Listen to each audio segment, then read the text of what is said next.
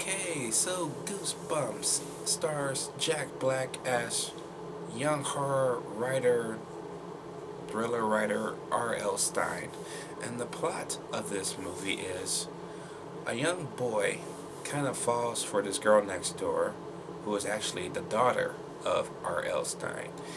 And one night he sneaks over to his house to kind of talk to her. But he accidentally opens one book and, of course, releases a monster that also accidentally releases Slappy.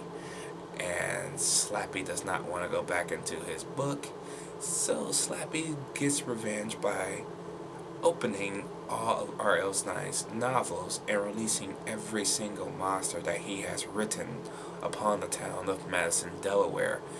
Not only that, he's destroying the copies of the books that they are released from.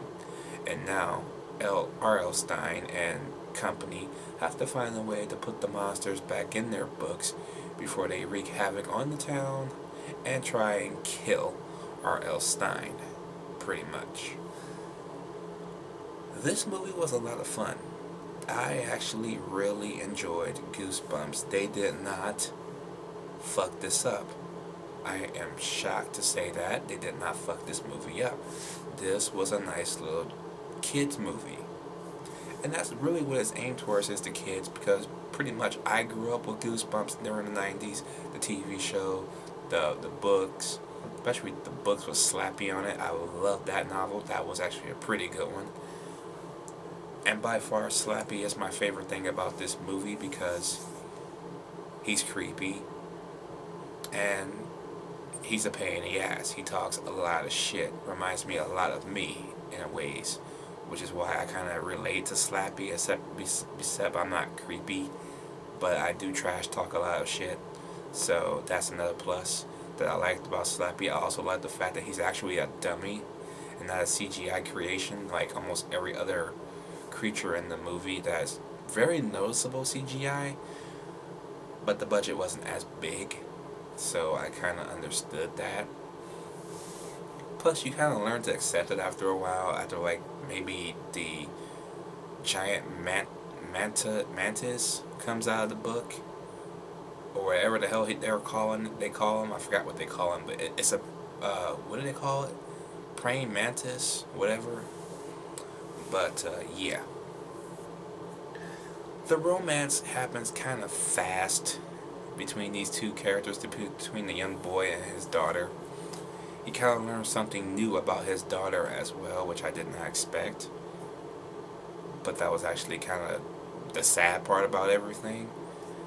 And yeah, acting in this movie is solid. Jack Black is actually pretty good as R.L. Stine. I kind of often wonder if R.L. Stine actually talked like that when he was younger.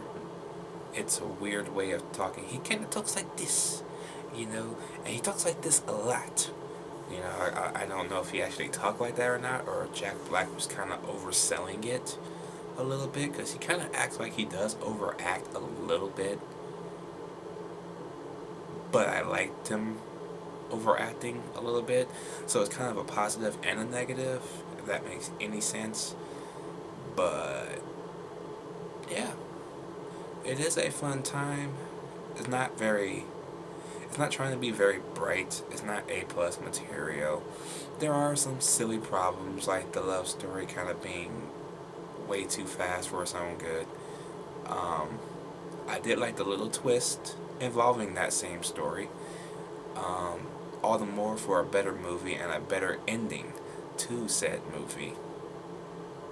But yeah, it's not a bad time waster. Go out and have some fun with your kids and watch this movie. Can't wait to pick up the Blu-ray. I think in February it comes out. I will give Goosebumps a B+. Let me know what you guys think about Goosebumps down below. Did you like it? Did you hate it? What is your favorite Goosebumps novel? Of course, mine are the ones with Slappy in it, of course. What was it called? Night of the Living Dummy, I believe. It was one of the reprints of the novels. But yes, let me know down below. Catch you guys later.